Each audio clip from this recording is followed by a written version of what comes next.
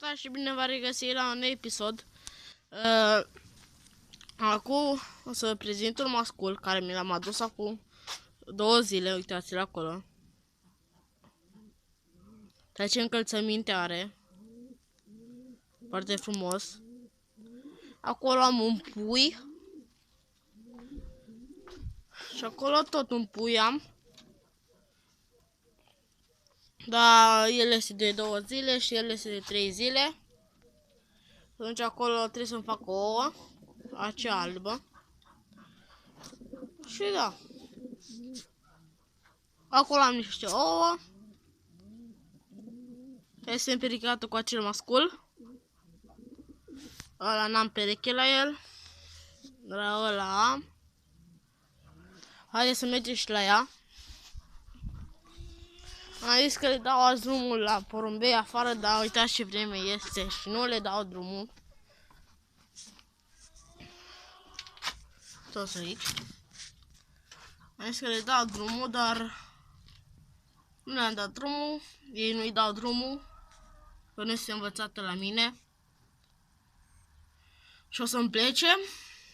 Și nu o să-i dau drumul. Când o să le dau drumul, să o țin aici.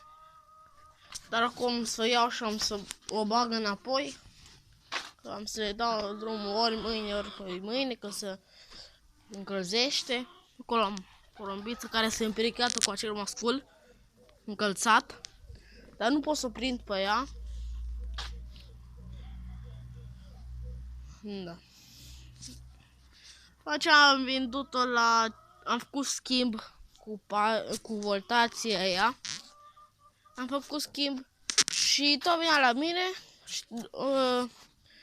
S-a spart ouăle și a venit la mine și a dormit la mine și a zis acel om că o țin închisă, dar nu pot să prind, Atunci mi-a dat și masculul și am să o prind și pe ea de seară sau când. Asta am să o prind, dar n-am reușit. Uitați-l, ce încălțăminte are.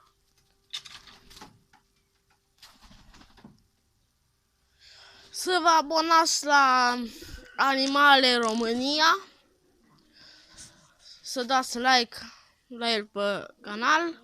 Să intrați, să dați like și să vă abonați. Și la Iepuri Uriaș German. Să vă abonați, să dați like.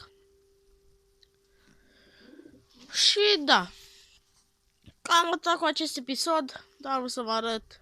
Acolo am un pui și dincolo am un pui. Aici la această porumbiță a fost să o spart. Și da, cam atât cu acest episod. Ne vedem data viitoare. Pa, pa!